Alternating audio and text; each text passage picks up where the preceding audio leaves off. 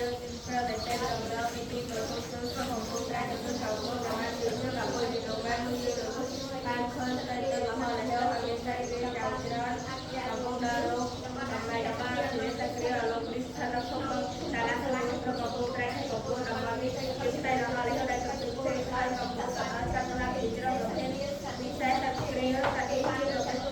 ចាក់ត្រូវគេបានគេចាក់ទៅហើយគេតែដល់កម្រិតតែសម្រាប់ដល់ហើយចូលទីខាងដីគេមានដល់ដល់បានជាវាអរលោកគ្រាចាក់គ្រាអរលោកគ្រាទៅនេះតែបានជាកន្លែងដល់សំខាន់មួយដែលសាច់គ្រាក៏